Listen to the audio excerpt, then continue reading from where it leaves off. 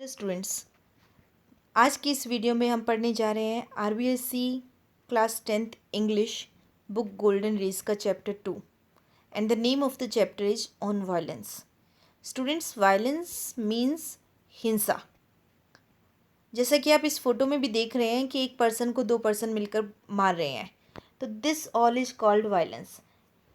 So, here in this video you will find the summary of the text and also we will read the full text in English as well as Hindi.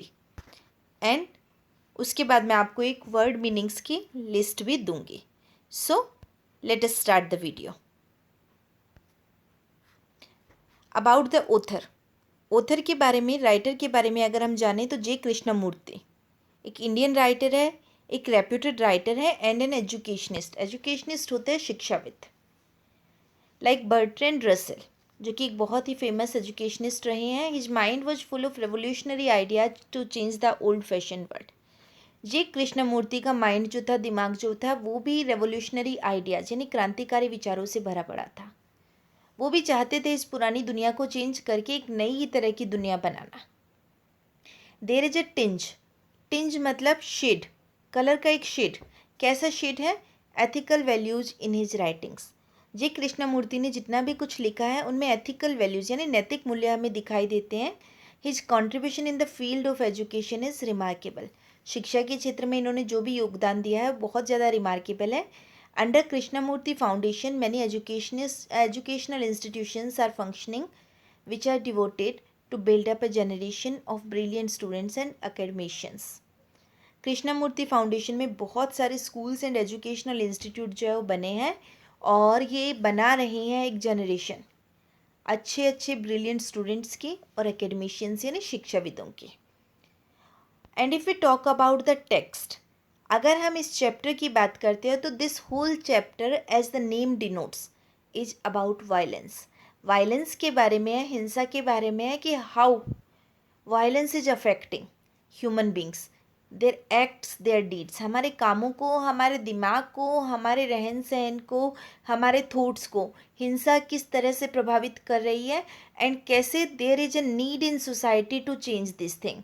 हमें ज़रूरत है कि हम society में ये सब कुछ बदलें और इसमें हम अपनी एजुकेशन की हेल्प ले सकते हैं। बिकॉज ओनली न्यू जनरेशन जो है, नई पीढ़ी ही नए विचारों को ला सकती है और इन पुराने आइडियल्स को जो है वो चेंज कर सकती है। हमें जो है हम एक नई कल्चर बनानी है जिसमें लव हो, पिटी, दया हो, पेशेंस यानी धैर्य और जेनरोसिटी यानी काइंडनेस यानी दयालुता हो। और जे कृष्णमूर्ति का ये मानना है कि ये काम सबसे ज़्यादा करने में हेल्प हमें कर सकती है education. So here we start the video. There is a great deal of violence in the world. Chapter की शुरुआत होती है राइटर के स्टेटमेंट से कि there is a great deal of violence in the world. इस पूरी दुनिया में ग्रेट डील, बहुत सारे वायलेंस है, हिंसा है। There is physical violence and also inward violence. अब वायलेंस कौन सी होती है? शारीरिक भी हो सकती है और आंतरिक भी हो सकती है। अब शारीरिक कौन सी होती है? अगर सपोज मैंने हाथों से आपको एक थप्पड़ लगाई तो ये कैसी वायलेंस है? शारीरिक। लेकिन मैं आपके लिए मन में बुरा सोच रही हूँ, ये कौन सी वायलेंस है? ये शारीरिक तो नहीं है, ये आंतरिक हुई। There is physical violence and also inward violence. Physical violence is to kill another, दूसरों को मारना होता है। To hurt other people consciously, deliberately और विदाउट थॉट। दूसरे लोगों को हर्ट करना या तो कॉन्शियसली और डेलिबरेटली, दोनों का मीनिंग क्या हुआ? जानबूझकर। और विदाउट थॉट, यह बिना सोचे। जाने में या अनजाने में दूसरे लोगों को हर्ट कर देना। टू से क्रूएल थिंग्स, दूसरों के बारे में गंदी गंदी बातें, निर्दयी बातें करना। Full of antagonism and hate. Antagonism होता है विद्वेष, नफरत कह सकते हैं, हेट भी घृणा हुई, इनसे भरी हुई बातें करना। एंड इनवार्डली, आंतरिक रूप से क्या होता है? इनवार्ड रूप से क्या होता है?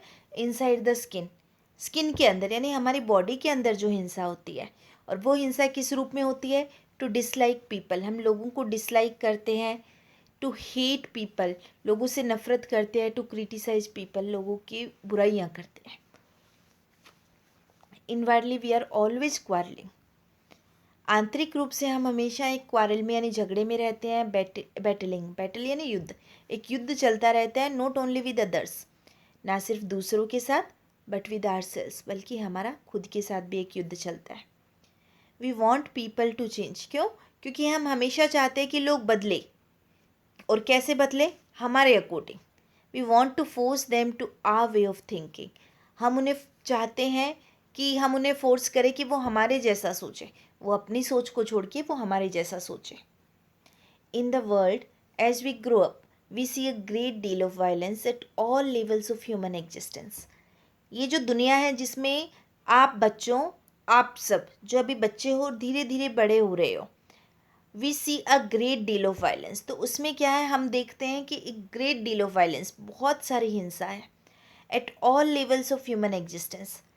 ह्यूमन एग्जिस्टेंस यानी मनुष्य का एग्जिस्टेंस यानी अस्तित्व, उसके सारे लेवल्स पर, चाहे छोटा इंसान है छोटे लेवल का यानी कोई गरीब इंसान है, चाहे बहुत अमीर इंसान है, चाहे एक आम आदमी है, चाहे बड़े से बड़ा पॉलिटिशियन है, हर जगह हिंसा है।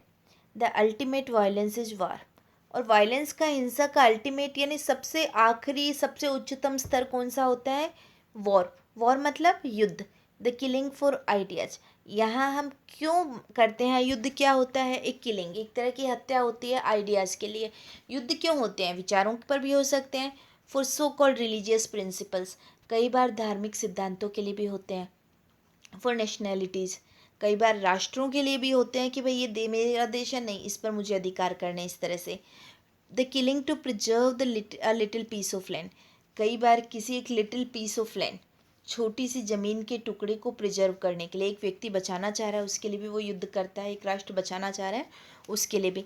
तो ये भी क्या है? एक तरह की वायलेंस है। हमने देखा, हिस्ट्री में भी हमने पढ़ा, बहुत कुछ जो है वायलेंस जो है, हिंसा होती थी, दूसरे राज्यों पर अधिकार करने के लिए एक आक्रमण हो रहा है, दूसरा उसको बचाने के लिए युद्ध लड़ रहा है, तो ये सब क्या थी? ये हिंसा थी।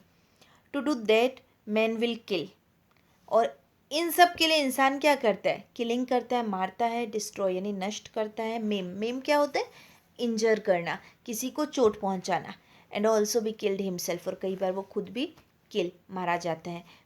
बच्चों, हम सब ने ये बहुत युद्ध के बारे में पढ़ा है, तो इसमें यही होता है कि इंसान दूसरों को चोट पहुंचाता है, मारता है, अल्टीमेटली खुद भी मारा जाता है। देयर इज अनर्मस, अनर्मस क्या होती है? बहुत बड़ी वायलेंस इन द वर्ल्ड, इस दुनिया में बहुत बड़ी हिंसा है। The rich wanting to keep people poor, अमीर लोग क्या चाहते हैं? कि वो लोगों को गरीब ही रखे, बाकी लोग गरीब बने रहे। And the poor wanting to get rich, poor क्या चाहते हैं? कि वो अमीर बन जाए। And in the process hating the rich, और इसी प्रोसेस में वो क्या करते हैं? रिच को, अमीरों को नफरत भी करते हैं। And you being caught in society are also going to contribute to this, and आप बच्चों, आप सब बीइंग कॉट इन सोसाइटी, क्योंकि आप भी इसी सोसाइटी में जकड़े हुए हो, इसी समाज का हिस्सा हो, are also going to contribute to this, आप भी इसी चीज़ में कंट्रीब्यूशन दोगे। अभी आप बच्चे हो, जैसे जैसे आप बड़े होगे आप इसी सोसाइटी का हिस्सा बनते जाओगे, और वैसे वैसे आप इसी सोसाइटी में ये कंट्रीब्यूशन, अपना सहयोग जो है वो दोगे इसी हिंसा को फैलाने में। There is violence between husband, wife and children, हिंसा है, घरों में भी होती है, हस्बैंड, वाइफ और बच्चों के बीच में। There is violence, antagonism, hate, cruelty, ugly criticism, anger, all this is inherent in man, inherent in each human being. Violence है यानी कि हिंसा है, एंटागोनिज्म विद्वेष कह सकते हैं हम, हेट यानी नफरत है, क्रुएलिटी यानी निर्दयता है, अगली क्रिटिसिज्म, अगली मतलब भद्दा, और क्रिटिसिज्म यानी बुराई, लोग भद्दी तरीके से दूसरों की बुराइयां करते हैं, एंगर गुस्सा है। All this is inherent in man, इंसान के अंदर ये सब कुछ इनहेरेंट है। इनहेरेंट होने का मतलब क्या होता है? जन्मजात है। Inherent in each human being, हर इंसान के अंदर ये इनहेरेंट है, उसे जन्म से ये सब कुछ मिला है। It is inherent in you, आपके अंदर भी यही है। And education is suppose to help you to go beyond all that, education आपकी हेल्प कर सकती है, एजुकेशन के लिए हम मान सकते हैं कि वो आपकी हेल्प करेगी इन चीज़ों से बियॉन्ड यानी परे जाने में। Not merely to pass an examination and to get a job, education का रोल सिर्फ इतना नहीं है कि आप एक एग्ज़ाम पास कर लो और आपको जॉब मिल जाए, बल्कि एजुकेशन आपको सच्चे अर्थों में इंसान बनाती है। You have to be educated so that you become a really beautiful, healthy, sane, rational human being, not a brutal man with a very clever brain who can argue and defend his brutality. You have to be educated. आपको educated होना होगा, आपको शिक्षित होना होगा, सो that you become a really beautiful, ताकि आप बन सको वास्तव में ब्यूटिफुल, हेल्दी यानी स्वस्थ, सेन, सेन क्या होता है, सेंसिबल, सेंसिबल यानी समझदार, रैशनल यानी तार्किक ह्यूमन बीइंग, ताकि आप एक समझदार, एक तार्किक, एक हेल्दी इंसान बन सको, नोट अ ब्रूटल मैन, ना कि एक ब्रूटल, ब्रूटल क्या होता है, पाश्विक, ना कि एक पाश्विक इंसान with a very clever brain, जिसका बहुत चालाक दिमाग होता है, who can argue and defend his brutality, जो हर टाइम आर्ग्यू करके, आर्ग्यू का मतलब क्या होता है, वाद विवाद करके अपनी ब्रूटैलिटी, पाश्विकता को डिफेंड करता रहता है, यानी उसकी रक्षा करता है, यानी कि अपना फेवर करता है, अपने आप को हर टाइम डिफेंड करने की, बचाने की कोशिश करता है कि हाँ मैं सही हूँ। आपको ऐसा नहीं बनना, आपको समझदार बनना, आपको सेंसिबल बनना है। You are going to face all this violence as you grow up, जैसे जैसे आप बड़े होगे आपको दुनिया में हर तरह की हिंसा देखने को मिलेगी। You will forget all that you have heard here, हो सकता है जो कुछ आज आप सुन रहे हो मुझसे, वो सब आप धीरे धीरे फॉरगेट कर जाओ, भूल जाओ, and will be caught in the stream of society. एक दिन आप भी सोसाइटी की इसी स्ट्रीम, समाज के इसी प्रवाह में जहाँ सब एक दूसरे से नफरत कर रहे हैं, आप भी इसी में जकड़े जाओगे। You will become like the rest of the cruel, hard, bitter, angry, violent world. आप भी रेस्ट, बाकी बचे हुए क्रूएल यानी निर्दयी, हार्ड कठोर, बिटर कटु, एंग्री यानी गुस्से से भरे हिंसक दुनिया जैसे हो जाओगे। And you will not help to bring about a new society, a new world. आप बिल्कुल हेल्प नहीं करोगे समाज को एक नई सोसाइटी, नया वर्ल्ड बनाने में। But a new world is necessary, but बच्चों एक नई दुनिया की बहुत ज़्यादा ज़रूरत है। अ न्यू कल्चर इज़ नेसेसरी, एक नई संस्कृति की ज़रूरत है। The old culture is dead, ये जो हमारी पुरानी कल्चर जो सालों से चली आ रही है वो आज मृत है, बरीड यानी दफन हो गई है, बर्नड यानी जल गई है, एक्सप्लोडेड यानी विस्फोट हो गया है, वेपराइज्ड यानी उड़ गई है, भाप बनकर। You have to create a new culture, आपको एक नई संस्कृति बनानी होगी क्योंकि पुरानी किसी काम की नहीं है। अ new culture can not be based on violence, लेकिन हमारी जो नई संस्कृति होगी इसको हम वायलेंस पर बेस नहीं कर सकते, हिंसा पर डिपेंड नहीं कर सकते। The new culture depends on you, because the older generation has built a society based on violence, based on aggressiveness, and it is this that has caused all the confusion, all the misery. ये new culture जो है that depends on you, वो totally आप पर depend कर रही है, आप इसे कैसी बनाओगे। बिकॉज द ओल्डर जनरेशन, क्योंकि पुरानी जो पीढ़ियाँ थी, पुराने लोग जो थे उन्होंने वैसी सोसाइटी बनाई जो वायलेंस पर थी, हिंसा पर डिपेंड थी, अग्रेसिवनेस, आक्रामकता पर जो डिपेंड थी। एंड इट इज़ दिस, और इसी वजह से क्या हुआ, that has caused all the confusion, all the misery. पूरा का पूरा जो एक कन्फ्यूजन, कन्फ्यूजन क्या होता है, ये जो उलझन हुई है, पूरी की पूरी जो मिजरी, मिजरी यानी पीड़ाएं जो है, वो इसी वजह से, क्योंकि हमारा जो पुराना सिस्टम है वो हिंसा पर डिपेंड है। The older generation have produce this world and you have to change it. हमारी पुरानी पीढ़ियों ने इस दुनिया को बनाया और आपको इस दुनिया को बदलना है। You just cannot just sit back and say, I will follow the rest of the people and seek success in position. आप सिर्फ बैठ कर ये बात नहीं कह सकते कि I will follow the rest of the people, मैं तो बाकी लोगों के पीछे पीछे चलूँगा, and seek success and position, सिर्फ सक्सेस को, सफलता को और पोजीशन को देखूँगा। If you do, your children are going to suffer. अगर आप ऐसा करोगे तो आपके बच्चे सफ़र होंगे, बच्चे पीड़ित होंगे। You may have a good time, हो सकता है आप ही समाज में अच्छा टाइम बिता लो, but your children are going to pay for it. लेकिन इसके बदले कीमत किसको चुकानी पड़ेगी, आपके बच्चों को। So you have to take all that into account, the outward cruelty of man to man in the name of God. इसलिए you have to take all that into account.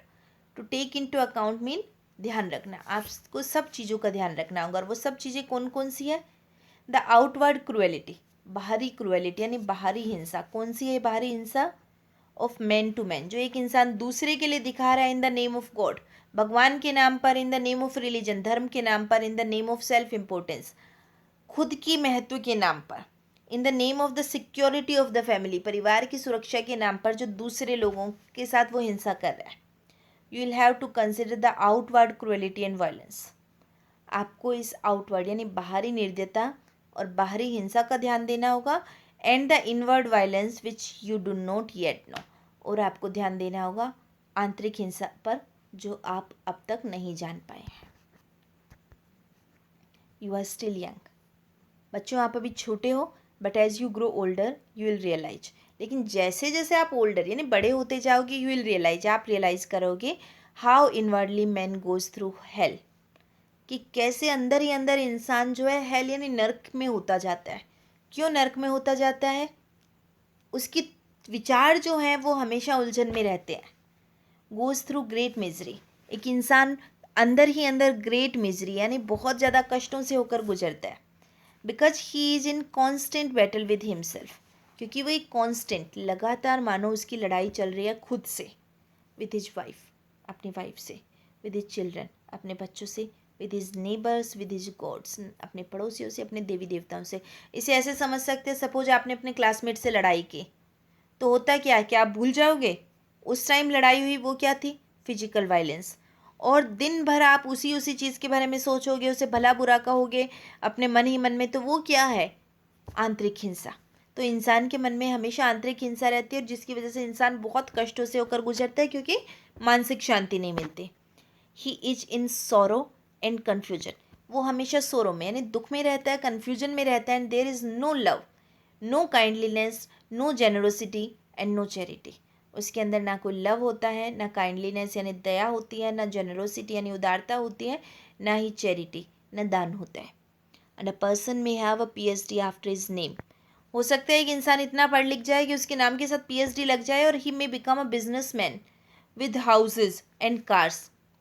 हो सकता है वो एक businessman बन जाए, बड़े से बड़ा, जिसके पास कई घर हो, कारें हों, but if he has no love, लेकिन अगर उसके अंदर प्रेम नहीं है, नो अफेक्शन काइंडलीनेस, ना उसके अंदर अफेक्शन यानी स्नेह है, ना काइंडलीनेस दया है, नो कंसिडरेशन, ना वो दूसरों का ध्यान रखता है, तो he is really worse than an animal. चाहे वो कितना भी पढ़ा लिख जाए, लेकिन अगर उसमें प्रेम दया सहानुभूति नहीं है, तो वो वर्स है यानी बुरा है। किससे बुरा है?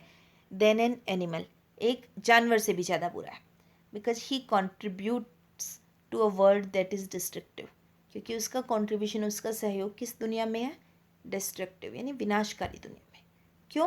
क्योंकि वो हर टाइम कुछ ना कुछ बुरा ही सोचता रहता है, वो विनाश की तरफ अपना सहयोग दे रहा है, ना कि सृजन की तरफ। So while you are young, क्योंकि इसलिए बच्चों जब तक आप यंग हो, आप छोटे हो, you have to know all these things, आपको इन सारी चीज़ों को जानना होगा। You have to be shown all these things, और इसके लिए आपको ये चीज़ें दिखाई जानी चाहिए। You have to be expose to all these things, आपको इन सभी चीज़ों के प्रति एक्सपोज किया जाना चाहिए, मतलब आपके सामने ये सब चीज़ें लाई जानी चाहिए, so that your mind begins to think. क्योंकि जब सामने ये चीज़ें आएगी, ये विचार आएंगे, ये बातें आएंगी, तभी आपका दिमाग सोचना शुरू करेगा। Otherwise you will become like the rest of the world, क्योंकि अगर आपने नहीं सोचा तो आप बाकी दुनिया जैसे ही हो जाओगे। And without love, without affection, without charity and generosity, life becomes a terrible business. Love, affection, generosity और charity, kindness और दान के बिना दुनिया जो है एक टेरिबल, एक भयानक ही बिजनेस है। That is why one has to look into all these problems of violence. और इसी वजह से इंसान को इन वायलेंस की सभी समस्याओं की तरफ देखना होगा। Not to understand violence is to be really ignorant, is to be without intelligence and without culture.